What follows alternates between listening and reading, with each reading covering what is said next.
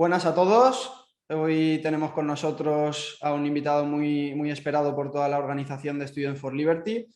Él es Javier Milei. Él es economista, político, candidato a diputado por la provincia de Buenos Aires y, pues, sin duda, uno de los más impetuosos y entusiastas defensores de las ideas de la libertad, siempre sin complejos, sin pelos en la lengua, siendo fiel a sus principios, pues le pongan delante a quien le pongan y le ataquen con la demagogia con la que le atacan habitualmente y con la honradez con la que él siempre se desprende de todas esas falacias que intentan imponernos mediante un pensamiento hegemónico que sin duda discrepamos desde Estudiantes por la Libertad y que como bien Javier Milei, pues es uno de los grandes representantes de nuestras ideas y que estoy seguro de que hoy nos va a ilustrar un poco a todos y esperemos que sus palabras lleguen a cada día a más gente y signifique un rayo de luz y de esperanza para España, que también pues se encuentra en una situación que su economía va en decadencia y cada vez está más impregnada de políticos estatistas que quieren coartar nuestra libertad y impedir que cada persona pues ejecute su proyecto de vida con la libertad que nos gustaría. Bienvenido, Milei, es un placer tenerte en nuestro canal. Muchísimas gracias, Bruno, por tus palabras. Gracias, Arturo. Digo que aún estás en silencio, pero digo, me imagino que ya te soltarás a hablar. Así es que estoy muy agradecido por la invitación y siempre para mí es un honor y un placer estar hablando con representantes de Estudiantes por la Libertad, ya que tengo una excelente experiencia. De hecho, yo siempre llevo el escudo de Estudiantes por la Libertad y básicamente tengo que contar con alegría que cada vez que llego a algún lugar me están esperando y eso es muy lindo y es por eso que siempre estoy dispuesto a tener charlas con los Estudiantes por la Libertad del lugar del mundo que sea, las condiciones que sea, porque entiendo lo enorme de la batalla que dan y además, o sea, siempre son muy generosos. Así es que para mí es un placer y es un honor que me hayan convocado. El placer es nuestro, Javier. Bueno, la entrevista que hemos un poco preparado va a partir un poco de los principios básicos filosóficos del liberalismo y luego va a ir encaminado un poco a parte más económica y a tratar temas un poco de actualidad. Entonces, la primera pregunta es obligada, que es ¿qué es el liberalismo para Javier Milei? ¿Cómo lo definirías? Y ya que no es una corriente de pensamiento que cada vez se está haciendo un poco más conocida, pero todavía hay gente que no la conoce, entonces, ¿cómo lo definirías para alguien que no está familiarizada con el concepto? ¿Cómo definirías el liberalismo? Bueno, ahí la definición que yo suelo usar recurrentemente es la definición que ha dado Alberto Venegas Lynch, hijo, que es el máximo exponente de toda la historia argentina del liberalismo. Y la frase dice: el liberalismo es el respeto irrestricto del proyecto de vida del prójimo, sustentada sobre el principio de no agresión y lo que son el derecho a la vida, la libertad y a la propiedad, donde los dos primeros, el derecho a la vida y a la libertad, son derechos reales y el derecho de propiedad básicamente es un derecho adquirido. Cuando uno define de esa manera, es tremendamente fuerte porque se convierte en un elemento ordenador para analizar cualquier circunstancia de la vida real. De hecho, yo suelo usar esa frase como mecanismo para ordenar cuando uno tiene que analizar un problema. Y eso además lo suelo complementar con una frase de Albert Armen Alkian, que dicho sea de paso, considero que es la frase favorita de mi hijito de cuatro patas Conan, porque cada vez que la pronuncio se pone a aullar, que es: todo lo que es óptimo porque si no sería diferente.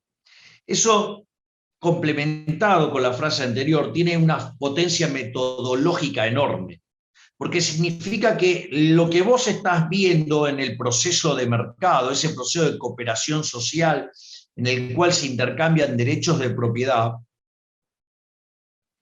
eso significa que esas acciones para el individuo que la están llevando a cabo, desde el punto de vista de él, son óptimas. Es decir, él considera que es el mejor modo de utilizar sus medios disponibles para conseguir sus fines. Y eso no es trivial después desde el punto de vista de la política económica, ¿no? Porque en general, y hay una frase maravillosa de Milton Friedman que dice, la intervención del Estado para corregir fallos de mercado suele ser siempre mucho peor que el fallo que supuestamente se quería corregir. Y la realidad es que, desde mi punto de vista, los fallos de mercado no existen. Cuando uno ve una situación que no le gusta, por decirlo de alguna manera, eso puede obedecer básicamente a dos cosas. Si efectivamente está funcionando mal, es porque está el Estado metido en el medio. Y si no está metido el Estado en el medio, lo más probable es que yo esté equivocado en el análisis. O sea, y ahí es cuando, digamos, el criterio de Albert Einstein, digamos, empieza a tomar más potencia. Porque y esto no es porque necesariamente yo esté hablando del paradigma neoclásico de información perfecta y la resolución de un problema de optimización bajo esa metodología, no. Estoy hablando en términos de que cada uno hace lo mejor que puede dentro de lo que tiene disponible. Entonces, eso hace que inexorablemente, cada vez que aparece la acción del Estado, el resultado termina siendo peor que lo que teníamos originalmente. Y eso, digamos, yo lo sostengo con fuerza y con contundencia y convicción, porque yo di clases de microeconomía por más de 20 años. O sea, yo arranqué a dar clases a los 20 años y a los 43 años yo ahí conocí a Murray Newton Rothbard. Sin que, dicho sea de paso, es el nombre que le puse a uno de mis nietitos, a uno de los hijitos de Conan. Le puse Murray y a los otros le puse Milton, Robert y Lucas. O sea, Milton por Milton Friedman, Robert por Lucas y Lucas por Robert Lucas también. Así que como verán, digamos, o sea, tengo un guerrero bárbaro, un vikingo, y tengo además 4 economistas, o sea, somos 5, digamos, los chicos, y bueno, después estoy yo que, digamos, o sea, soy el que empuja el lápiz. Y lo que quiero señalar es que todas esas cosas que uno ve como fallos de mercado, si bien el problema podría existir, la solución que puede dar el gobierno es peor. No sé, un fallo o sea, por ejemplo, fallos de coordinación asociados a problemas de información asimétrica. Y que alguien desde la poltrona va a tener mejor información que los que están tomando decisiones en la trinchera. ¿Me comprenden? O sea, o por ejemplo, no sé, cuando se habla de bienes públicos, ¿no? O sea, entonces, por ejemplo, la tipificación de un bien público, digo, el principio de rivalidad. Los faros, digo, está justamente el problema, digamos, de que si alguien lo consume, no, digamos, también lo puede consumir otro, o sea, con lo cual se cae el problema de la rivalidad, y el dueño del faro no puede excluir, si le da luz a uno no puede excluir a otro, entonces, o sea, sería un típico bien público. Y una de las cosas que hizo Ronald Coase fue estudiar sobre todos los faros en el siglo XIX y que descubrió que eran todos privados. Digo, y así, digamos, o sea, digo, podemos, bueno, digamos, el caso más emblemático es este artículo por el cual yo me convierto en la escuela austríaca de Murray Newton Rothbard, o sea, que es Monopolio y Competencia, que forma parte del tomo 2 del Hombre y la Economía y el Estado, y donde justamente lo que queda claro que monopolio es acorde a la definición de Lord Coke, que es cuando el monarca / el Estado regula quién puede vender o no un determinado producto, y eso, digamos, eso es lo que Tiene el termina. privilegio. O sea, ese derecho, claro, que genera artificialmente el monarca / el Estado, y haciéndolo cumplir a punta de pistola. Porque si no, digamos, que supongamos el caso, no sé, yo tengo 10 empresas, están compitiendo y una genera un producto de mejor calidad a un mejor precio. Y bueno, las 9 restantes van a quebrar. Y sin embargo, no tiene nada de malo ese monopolista. En realidad es un benefactor social porque generó más puestos de trabajo, generó, digamos, más productos de mejor calidad o mejor precio, y por eso los hizo quebrar a los otros. Fue el que Entonces, mejor hizo claro, mejor hizo satisfacer las necesidades de los consumidores, y por tanto, pues eso es lo que le premia al mercado a la hora pues de darle ese monopolio natural, que pues es algo totalmente distinto a lo que se genera desde el Estado. El privilegio del Estado. Claro, exacto. Y es más, fíjense que la teoría neoclásica venía tan mal ahí que William James Baumol, y después en un libro que termina haciendo con Panzer y Willig, que se llama Mercados Disputables, o Contestable Markets, o Mercados Desafiables, como ustedes quieran, justamente lo que trata de reconciliar es esa visión de la competencia que utilizaba Adam Smith y que es la que nutre a la tradición austríaca, basada en el concepto de Lord Coke. Entonces dice, para alcanzar un óptimo de Pareto solamente alcanza tener curvas de costo medio con fondo plano y libre entrada y salida. Y eso genera un resultado óptimo de Pareto aun cuando hubiera una sola empresa.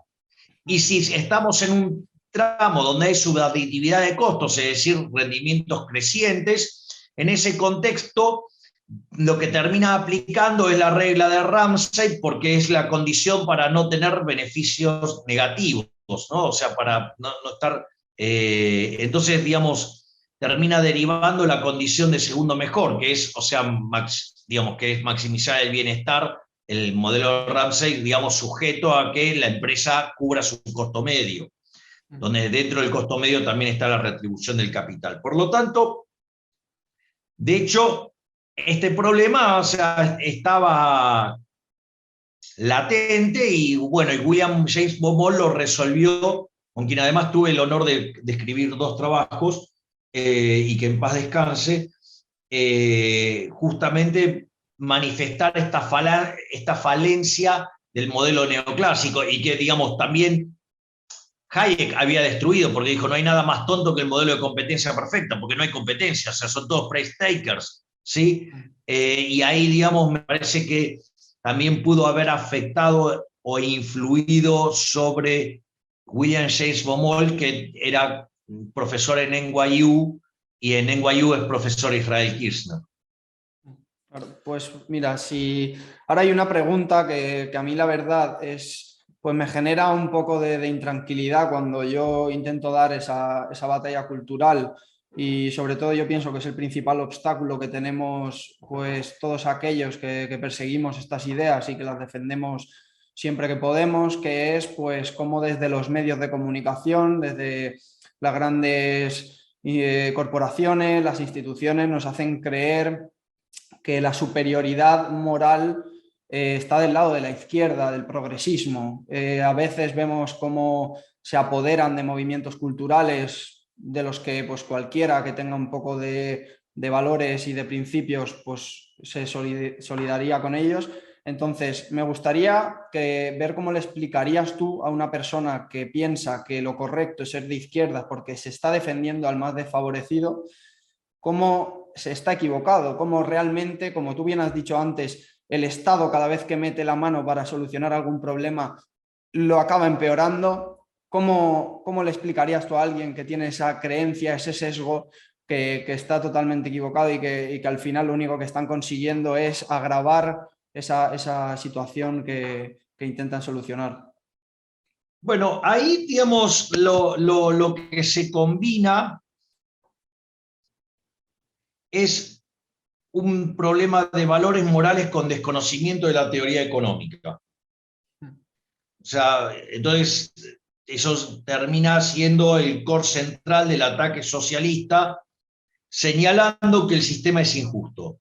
O sea, luego de la caída del muro reconocen que el sistema capitalista es más productivo, pero cuestionan su calidad moral o su altura moral, Su señalando que es un individualidad. sistema injusto.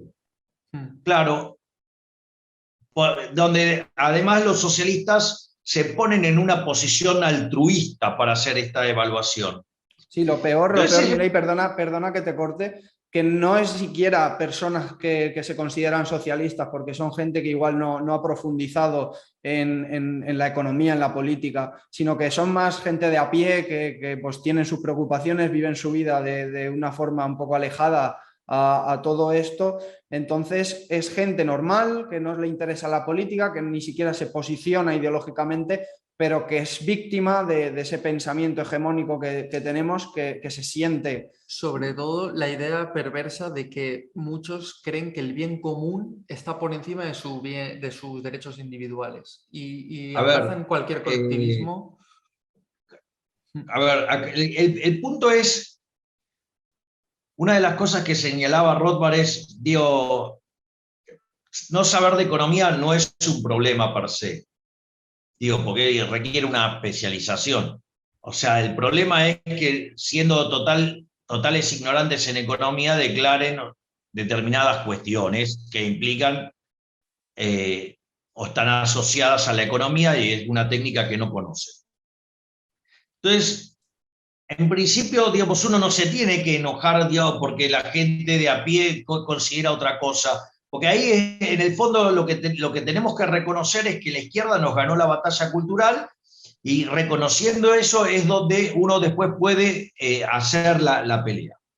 En ese contexto, hay un libro, digamos, de Israel Kirzner justamente que aborda el problema de la distribución del ingreso y es muy interesante lo que señala Israel Kirzner. Dice, mire, el capitalismo es superior al socialismo, digamos, o sea, y a cualquiera de sus vertientes y versiones abrumadoramente. Pero si el sistema está construido sobre bases injustas, no merece existir.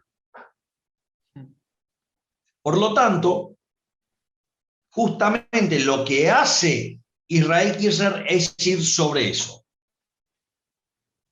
El libro tiene dos dimensiones, si ustedes quieren, en ese plano. Uno que tiene que ver con lo que se denomina el paradigma de información perfecta, es decir, que vendría a ser el modelo de equilibrio general, digamos, con los parámetros profundos de Lucas, o sea, dotaciones, preferencias y tecnología, y que si todo el mundo conociera eso a la perfección, tanto en el presente como en el futuro, digamos, uno podría resolver un ejercicio de optimización y podrías después derivar un resultado a la John Stuart Mill, donde yo, digamos, o sea, produzco, maximizo y después lo distribuyo como se me da la gana. Ahora, el problema es que la vida real no es así. Y justamente lo que hace Israel Kirzner es hablar de un proceso de descubrimiento. O sea, partiendo del principio de apropiación de Locke, ¿sí?, genera esta idea del descubrimiento, que de hecho, digamos, también lo que hace es perfeccionar esa idea de Hayek del mercado como proceso de descubrimiento y lo pone en combinación con el principio de apropiación de Locke y analiza la distribución del ingreso. Entonces dice, no hay tal cosa como una torta, no existe una torta y donde viene alguien y determina, digamos, las porciones. En realidad la torta es un proceso de descubrimiento que se va creando, ¿sí? Eso también lo describe perfectamente Jesús Huerta de Soto, pero la base fundamental de esto es entender cómo se genera la distribución del ingreso. Y la distribución del ingreso es la contraparte del sistema productivo, es decir, de la producción. Entonces, y eso cuando uno está bien formado en microeconomía, o teoría de los precios, no sé, digamos, cómo la llamarán en España, ¿sí? En ese contexto, cuando ustedes entienden que la retribución de un factor viene dado por el valor de su producto marginal, supongamos el trabajo El salario es el valor del producto marginal del trabajo. Entonces ahí, si ustedes se fijan, entran dos dimensiones. La dimensión valor, que es el precio, y la dimensión productividad, en la productividad marginal del trabajo. Y el precio, básicamente, está manifestando el proceso de mercado que viene determinado por las preferencias y la escasez. Entonces, uno solamente podría ser exitoso en el capitalismo sirviendo al prójimo con bienes de mejor calidad o mejor precio, porque si no va a la quiebra, el precio es cero y lo que puede pagar por el salario es cero. Entonces, cuando ustedes son muy productivos y el bien que generan es un bien muy deseable, bueno, ustedes en realidad van a tener una retribución como factor enorme, pero es porque básicamente se han convertido en un benefactor social, donde están generando bienes de mejor calidad, un mejor precio y además son productivos. Es decir, son como una suerte del mega Messi de la economía y por ende, digamos, les va bien. Pero sin embargo, desde las instituciones lo ven al revés, ven que el benefactor social es el político que le coge a uno para dárselo a otro, con esa falsa expectativa de redistribuir la riqueza como si en el largo plazo fuese algo sostenible, y al empresario se le adjudican esos clichés, esa forma de pensar sobre ellos de que se intentan aprovechar del trabajador, que lo único que quieren es forrarse, cuando realmente cualquiera que se ha metido un poco, que ha tenido una empresa o ha estado cerca de alguien que ha tenido una empresa, lo único que quiere es ver que su negocio prospera, que la gente que trabaja con él aporta valor, que tienen estabilidad, que están tranquilos, que son felices, y no se dan cuenta que el Estado es el que desestabiliza ese mecanismo, que al final es el que mete la zarpa poniendo regulaciones y poniendo trabas para que el empresario, que realmente le encantaría darle esa estabilidad al trabajador, tenga miedo para que, por si cuando vienen mal dadas, no va a poder hacerse cargo de todos los costos que puede tener pues su despido o rebajas salariales, que ahora mismo pues desgraciadamente se lo van a tener que hacer muchas empresas. Yo he notado una... A ver, Bruno, hay muchos conceptos metidos. Y una es, bueno, claro, lo que pasa es que como existe Estado y maneja una gran cantidad de recursos, una de las cosas que hacen, manejan un aparato de propaganda que le transmiten a las personas las ideas colectivistas. De hecho, el mecanismo que utilizan para hacerlo son los medios de comunicación, la cultura y la educación. O sea, Gramsci de manual, punto 1. Por lo tanto, digamos, el mensaje que transmiten es el mensaje colectivista, porque justamente se están haciendo, o sea, a ver, para ponerlo en términos de marca, Coca-Cola no hace propaganda por Pepsi. Coca-Cola hace propaganda por Coca-Cola. Bueno, los políticos, ¿qué van a hacer? Propaganda por las ideas colectivistas, porque ellos, como parásitos que son, ¿sí?, van a tratar de influenciar a la gente, a hacerles creer que ellos son importantes, cuando en realidad no es que nosotros necesitamos para vivir de ellos, sino que son ellos los que sin nosotros no pueden vivir, porque mientras que los medios del mercado son la cooperación social, ¿sí?, los medios económicos es el mercado, la cooperación social, servir al prójimo conviene mejor calidad o mejor precio, los medios de la política es el robo, que son los impuestos. De ahí que, por ejemplo, que muy bien lo señala Jesús Huerta de Soto, la justicia social es injusta. ¿O acaso alguien está a favor del robo? Y los impuestos son un robo, ¿sí? ¿O alguien está a favor del trato desigual frente a la ley? ¿Y acaso qué es la justicia social? Es que yo de repente te robe tus ingresos a vos, Bruno, y se los dé compulsivamente a Arturo, y obviamente en el medio el que se reparte se queda con la mejor parte. ¿O acaso ustedes vieron algún político pobre? Y después, para rematar más, porque la gente, digamos, ve mal, con malos ojos lo que hacen los empresarios. ¿Y qué hace un empresario? Trata de comprar barato y vender caro, ¿no? Y en eso se lleva su parte. Y yo hago una pregunta. A ver, por ejemplo, Arturo, cuando vos te ofrecen dos trabajos idénticamente iguales, y en uno te pagan más y en otro te pagan menos, ¿a cuál vas a ir? Al que paga. Al que te pagan más. Ahora vas a ir al supermercado a comprar un bien y hay dos bienes idénticamente iguales. Uno es más barato y otro más caro. ¿Cuál compras? El más barato. El más barato. O sea que en el fondo, digamos, o sea, mirá, Bruno, tenés a tu lado a Arturo, que es un maldito especulador, compra barato y vende caro. O sea, en realidad todos hacemos eso. Por eso también es brillante cuando Jesús Huerta de Soto dice, todos somos empresarios. La empresarialidad es una condición natural del hombre. O sea, es más, parte de la derrota que le propina el capitalismo al comunismo tiene que ver con una cuestión de cómo identifica al hombre. Es decir, fíjense que los socialistas, para que ese modelo ridículo funcione, tiene que pensar en un hombre nuevo que se va de patada con el hombre real. En cambio, digamos, en el capitalismo, ustedes, digamos, o sea, cuanto más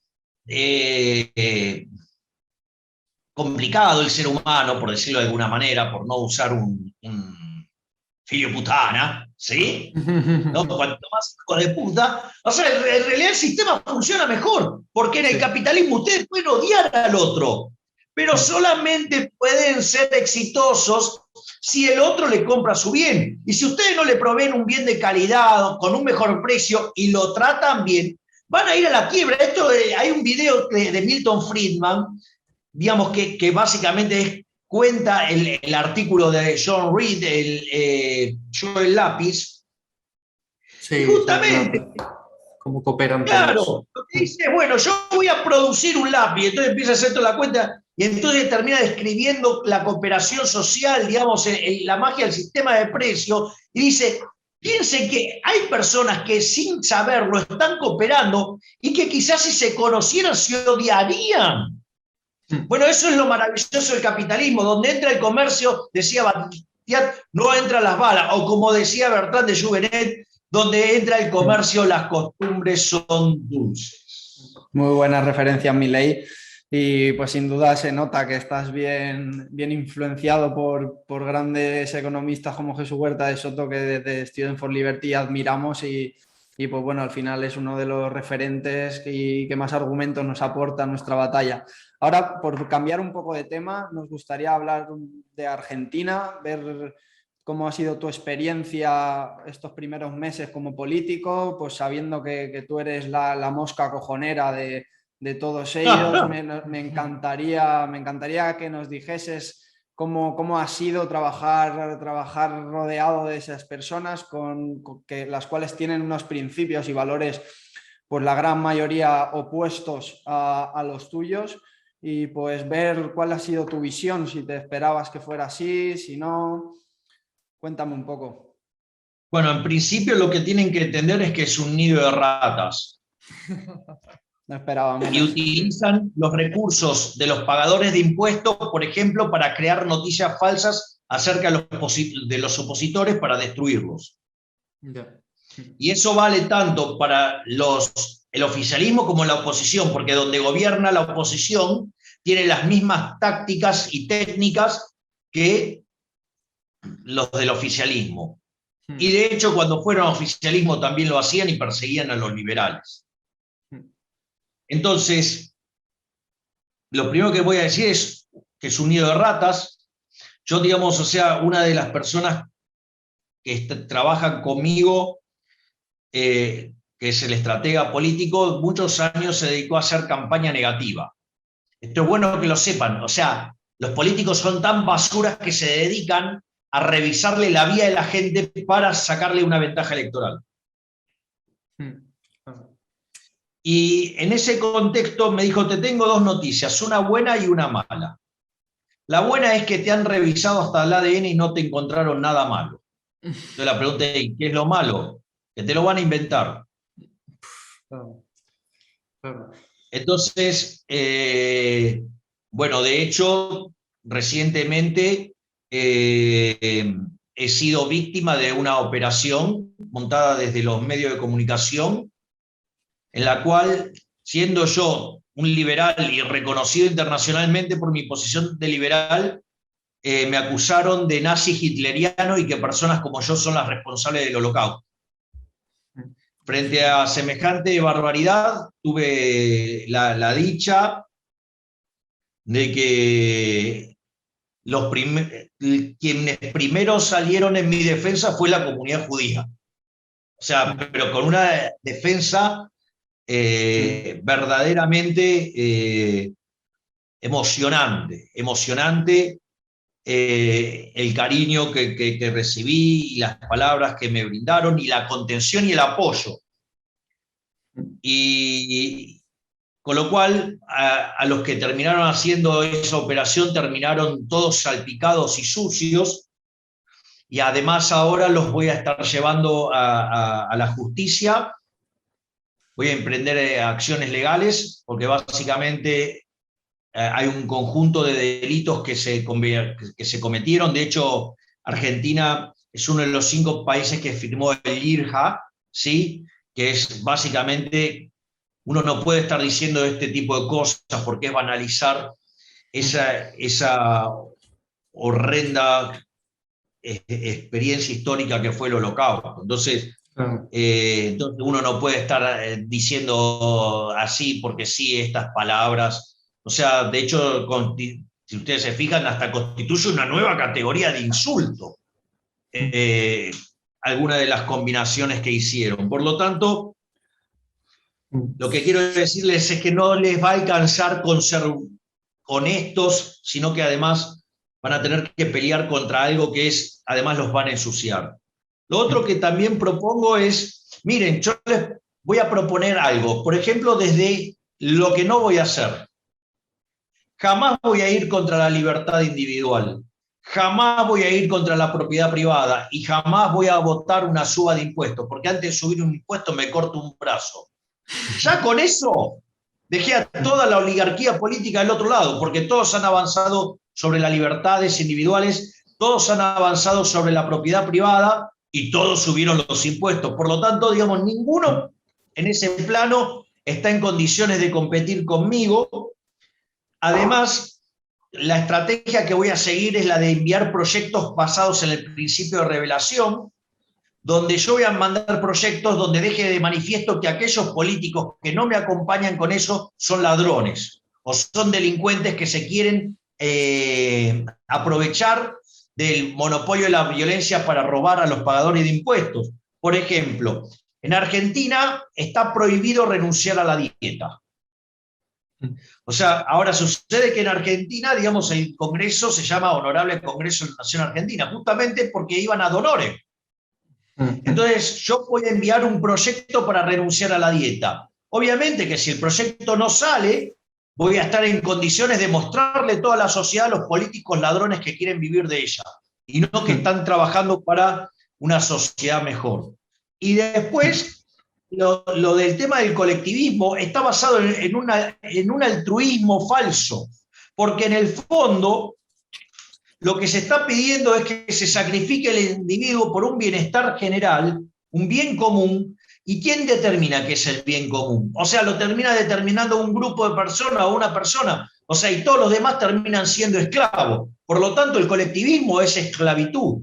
Y además, digamos, y por eso, digamos, se impone desde la fuerza.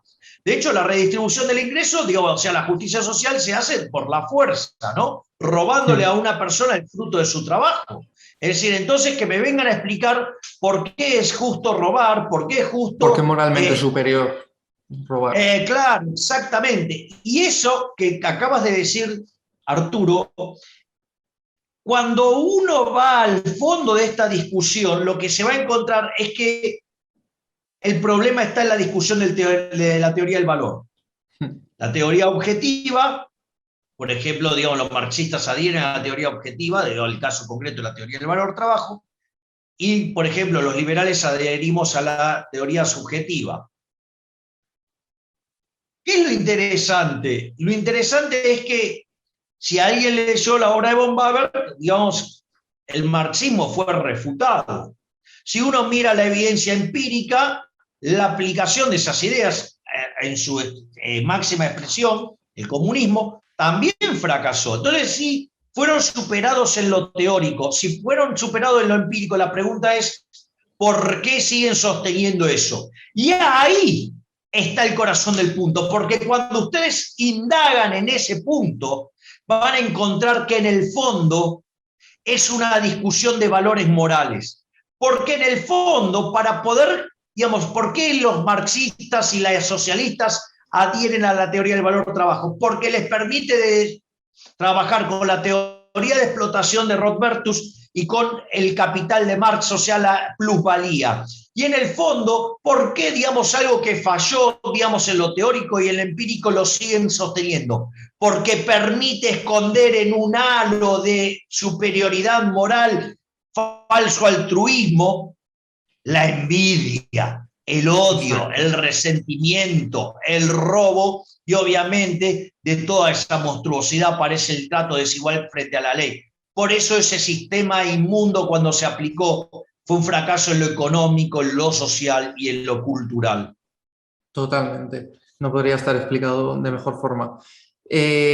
¿No te cansas de explicar siempre que, bueno, aunque tengas una perspectiva filosófica un poco más anarcocapitalista, el motivo por el que te presentas a una candidatura es para dinamitar un poco desde dentro, ya que desde fuera la divulgación se queda un poco corto, hay que meterse desde dentro para, quiero decir, la perspectiva que tienes un poco, a diferencia de otros divulgadores como por ejemplo puede ser Juan Ramón Rayo, él piensa que su papel se tiene que limitar más a la divulgación y hacer una abstención activa y no involucrarse en procesos políticos, porque la política se la define como la lucha por el poder y que no quiere pertenecer a eso. Tú abogas por lo contrario, meterte desde dentro y un poco dinamitarlo. Entonces, ¿cómo convencerías a un anarcocapitalista, por ejemplo, que no quiere ir a votar, que hace una abstención activa, para que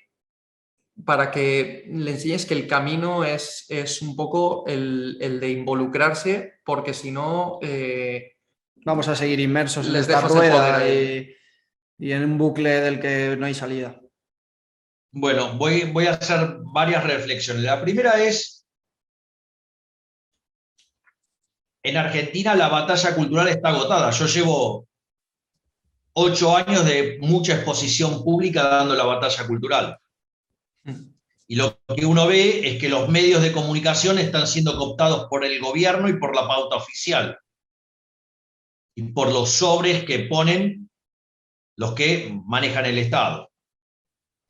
Por lo tanto, cada vez la llegada de gente, de personas con las ideas de la libertad cada vez está más recortado. Primer punto. De hecho, hay un imbécil que es asesor del presidente y públicamente pidió por mi censura. Y no pueden combatir con argumentos que, bueno, bien, por lo menos se desenmascaran y se ve bien, ahí pero su los hechos que debilidad. termina pasando, me terminan corriendo. Y no es que me corrieron solo a mí, corrieron a todos los liberales. ¿Y cómo argumenta, digamos, alguien que podría estar ensobrado y decir, ay, mira, lo único que les interesa es tener cámara? No, digamos, o sea, digamos, no me llames a mí porque de hecho, si hay alguien que le abrió la puerta a un montón de liberales en los medios de comunicación, fui yo. Pero lo que vos ves es que hay un recorte en las presencias liberales muy marcado. ¿Por qué? Porque va en contra tanto del oficialismo como de la oposición. Ese es el primer punto. El segundo punto es la otra es la vía revolucionaria, pero ellos tienen el monopolio de la violencia, con lo cual también nos van a ganar. Y la otra es meterse adentro del sistema y dinamitarlo desde adentro. O sea, porque digamos, hay un ideal que tenemos de cómo debería ser el mundo y un mundo real. Y en realidad uno tendría que tratar de hacer que ese mundo real se parezca lo más posible a nuestro mundo ideal. Ahora, si ustedes van a poner a dar esa pelea socialista, lo que va a pasar es que va a haber más socialismo, no menos. La diferencia por la cual los socialistas no ganaron la batalla cultural es porque ellos se metieron. Porque Gramsci dijo, metete en la cultura, metete en la educación, metete en en los medios de comunicación. Y desde ahí empezaron a pudrirlo todo. Entonces, después de 30 años fuera de San Pablo, o sea, cualquiera que quiere esbozar una idea de la libertad en Argentina es visto como directamente como lo peor que existe en el universo. Está claro. Vale, Por lo pues tanto, si no, a ver, entonces sí, es una lucha de poder, pero es para sacárselos a los hijos de puta y devolvérselo a la gente. sí, pues sí, totalmente de acuerdo, Milei. Ahora, hay un detalle que a mí me gustaría pues, saber tu opinión, ya que hemos visto que tú estás en cierta manera vinculado al Foro Económico Mundial. Perdón, Bruno, y perdón, Arturo. Un tema. Esto no quiere decir que yo esté quitando valor a la batalla cultural. No, no, no, por Se supuesto. necesita gente de los dos lados. Lo hemos entendido, lo Gente hemos entendido. metiéndose en el barro de la política y gente en la batalla cultural. No, Y es y más, esas dos batallas se complementan. deberían estar coordinadas y alineadas, no como algunos estúpidos que agarran y cuestionan a los propios, haciéndole el caldo gordo a los socialistas. Por supuesto. Sí, está claro que tú además eres una persona que sabes compaginar ambas vías, y supongo que eres yo pienso, de las personas que más se involucra activamente en todo lo relacionado con esta revolución liberal que hay ahora mismo. Y algo que pues se pregunta bastante gente es acerca del gran reinicio promovido por el Foro Económico Mundial, poniendo la vista a 10 años. Ya hemos visto cómo pusieron un tuit en 2017 en el que decían que en 2030 no tendremos nada, pero seremos felices. Y pues el Klaus Schwab, el fundador, pues sabemos que la idea de un futuro donde predomine el bien común, pues hacen saltar las alertas pues, a la propiedad privada, a la libertad individual y un poco pues, a toda esa gente que estamos luchando por la libertad en todos los ámbitos. Me gustaría saber cuál es tu posición, cómo crees que será la economía del futuro, de aquí a 10 años, qué va a pasar con la sociedad. Yo creo que la posición expresada por el WEF es espantosa y por ese motivo yo me fui. No sabíamos que te habías ido. Muy, muy honorable, Claro, como siempre, porque Milei. yo estaba con los temas de crecimiento económico y entonces eso, y estaba estas personas del estancamiento secular, ahora no me sale el nombre. Ustedes no sé si conocen, hay un libro sobre el estancamiento secular, y es buenísimo porque ninguno de los que escriben ahí es especialista en el crecimiento, salvo Mokir. Ahora no me sale, Gordon. Y obviamente yo tengo una visión totalmente distinta. Yo, antes de involucrarme activamente en la batalla cultural públicamente, yo soy especialista en crecimiento económico, con y sin dinero, y yo, digamos, previo a que me convirtiera en una persona pública, me dedicaba a lo que es el desarrollo de el análisis económico de la singularidad, y estaba desarrollando el concepto de singularidad en economía. Y por eso en mis presentaciones yo arrancaba diciendo que no sabemos cómo será el futuro, no tenemos ni la más mínima idea, pero lo único que podemos afirmar es que va a ser mucho mejor si, solo si hay libertad. Si hay socialismo, también sabemos cómo va a terminar, y en pobreza. Pero digamos, o sea, es posible replicar el paraíso en la tierra, pero sí, solo si abrazamos las ideas de la libertad. Si abrazamos al socialismo, también lo que vamos a ver es el mismo infierno. De acuerdo. Hablando un poco también del tema de geopolítica y de macroeconomía, el último libro que publicaste, el de Pandemomics, perdón, comentabas que se viene un mundo de mega recesión, de hiperinflación. Actualmente, con la pandemia, ha dejado los estados hiperendeudados y también con una creación de impresión de moneda brutal. Sin embargo, tienen que pensar que el foco central del título tiene que ver con Argentina. Sí, no, pero yo creo que se aplica a España, sobre todo vía, por ejemplo, hasta estamos viendo un proceso de hiperinflación en Estados Unidos. Bueno, a ver, está bien, digamos, o sea, hiperinflación, Bueno, digamos, o sea, yo creo que es un número más grande. Digo, a ver, a ver, el libro por eso está tipificado en distintos casos, ¿no? O sea, está el caso de los países desarrollados y separa el caso, por ejemplo, de Estados Unidos en comparación a Francia. Después toma el caso de los emergentes con tipo de cambio flexible y se compara, por ejemplo, el caso de Perú contra Brasil, perdón, el caso de Chile contra Brasil, y después se toman los países emergentes con tipo de cambio fijo y ahí se toman los casos más extremos como Panamá y Ecuador, y después está el caso Sor Juan Inés de la Cruz, yo la peor de todas, Argentina. Y el subtítulo básicamente tiene que ver con Argentina, ¿no? O sea, claro. digamos, pero es cierto que el libro ha explicado de manera muy precisa lo que ha pasado en el mundo el último año, pero en el caso de Argentina hay que agregarle la cuota inflacionaria.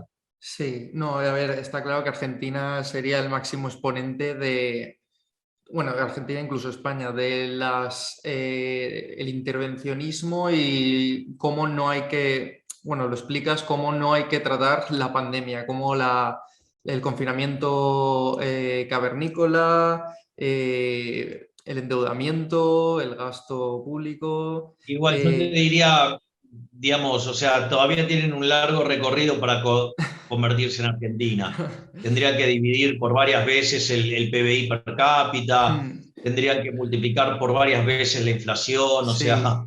pero yo te iba a dar dos datos sobre Estados Unidos para ver si lo ves un poco que Occidente se está argentinizando en este aspecto. Por ejemplo, durante la pandemia el PIB mundial se redujo en torno a un 5% aproximadamente y en el caso de Sí, Estados un poco Unidos, menos, un tres y poco medio menos, más o menos. 3,5%. En el caso de Estados Unidos aumentó la oferta, la expansión monetaria un 33%, lo cual quiere decir que en torno a un cuarto de los dólares que hay en circulación en el mundo se imprimieron en el último año.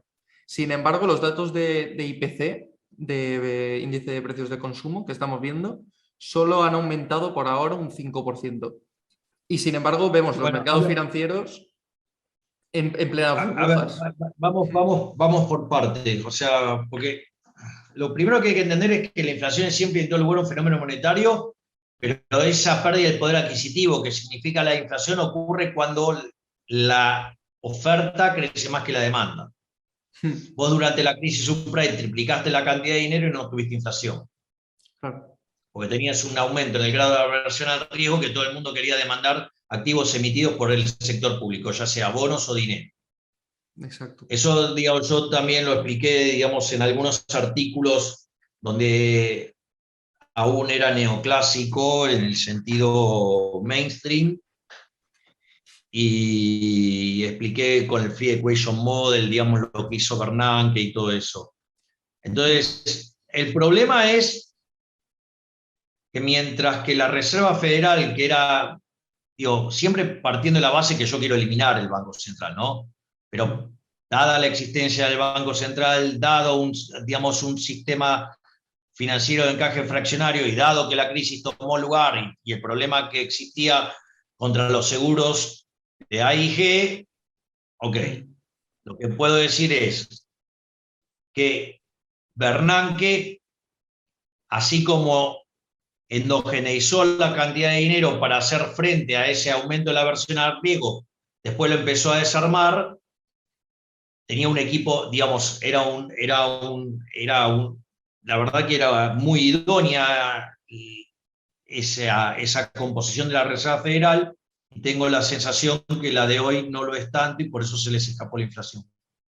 Claro, es que lo comentaba porque pone un poco en relieve de que los más intervencionistas, los más que promueven imprimir dinero, endeudarse, es la izquierda porque dice que favorece a las clases bajas y realmente lo que estamos viendo es que la brecha de la riqueza, de cada vez la riqueza mundial, el grupo de personas más ricas del mundo se ha incrementado, creo que era el dato, según el informe de Credit Suisse, lo tengo aquí. Igual a mí, digamos, los indicadores digamos, si bien yo manejo toda esa situación y en los debates suelo exterminar a los que se ponen a hablar de la distribución del ingreso porque ni siquiera conocen los indicadores. No entraría por ahí. A ver, lo primero que les diría es que si hay un impuesto que es altamente regresivo es el impuesto inflacionario. Exacto. Es decir, en Argentina golpea 25 veces más fuerte al decil más bajo de la distribución. Es más, en Argentina, cuando la tasa, hay estudios empíricos que muestran que la inflación cuando supera el 20% se pierde un 0,58 de crecimiento. Eso corregido en la historia argentina, hoy Argentina debería tener un PIB per cápita como el de Estados Unidos y no ser un país, digamos, que ya ni siquiera es de frontera. Entonces, digo, me parece que de vuelta a la izquierda hay que combatirla con teoría económica, con evidencia empírica y con fundamentos morales. Totalmente, Milei. No podemos estar más de acuerdo. Al final es lo que nos queda, demostrar la evidencia empírica. Yo creo que nos avala, los datos nos avalan y solo falta pues, que la gente se vaya dando cuenta de esa realidad que muchas veces intentan ocultarnos. Por destacar un poco, en España tenemos ahora mismo los jóvenes pues, un problema estructural bastante grande. Bueno, los jóvenes y los futuros pensionistas y también más gente, pero bueno, nosotros siendo jóvenes vamos a resaltar un poco en la situación que estamos. Te quiero dar unos datos de la situación que tenemos para que se queden... Dame un segundo, porque ya se me hizo las 4, ya se me hicieron las 4 y tenía 40 minutos y llevamos 50. Vale, Perfecto, de acuerdo. Milei, pues no te preocupes, si se nos han quedado varias preguntas en el tintero, esperemos que estés pronto por aquí, por España y podamos tener esta conversación un poco más extensa de forma presencial en algún auditorio o algo. En un futuro. Sí. Bueno, en principio lo que les quiero decir es que encantado de la vida de ir a España cuando me toque ir. Espero que dentro de la gira me toque Valencia y que ustedes dos, Bruno y Arturo, estén presentes. Y bueno, y también si nos siguen manteniendo encerrados, o sea, poder tratar de hacer alguna suerte de Zoom multitudinario.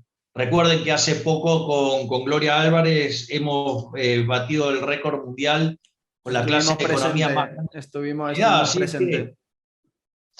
Bueno, entonces vamos por ellos miren, a ver, si había un lugar contaminado de socialismo inmundo, es Argentina. Hoy las encuestas que peor dan dicen que 1 de cada 4 sub-30 se definen libertarios, ya ni siquiera liberales libertarios. Y en las encuestas que mejor da es 1 de cada 3. Por lo tanto, ¿qué quiere decir esto? Que aún en el momento más oscuro hay posibilidad de encender la luz. Hay un dicho hermoso chino que dice: no maldigas la oscuridad, encendé una vela. Muchachos, ustedes como estudiantes por la libertad tienen la misión ineludible de encender la vela, de encender la luz. Así es que lo que yo les quiero transmitir es: no decaigan en el ánimo, que nosotros estamos del lado correcto de las ideas y que sin lugar a dudas, si llevan la batalla con pasión, aferrados a la teoría, aferrados a la evidencia empírica y aferrados en los valores morales, no tengan dudas que el triunfo es liberal.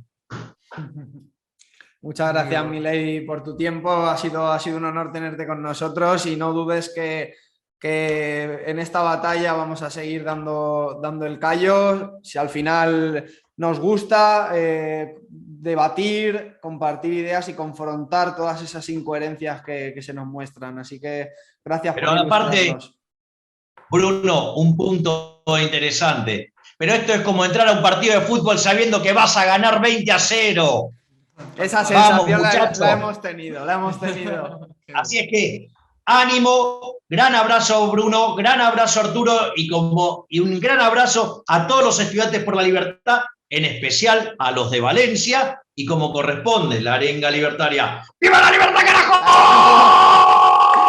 Muy bueno. Muchas gracias, Milei. Muchas gracias, Javier. Que vaya todo bien. Ha sido un honor. Chao Bruno, chao Arturo, Enhorabuena por tu gracias. trabajo. Un abrazo.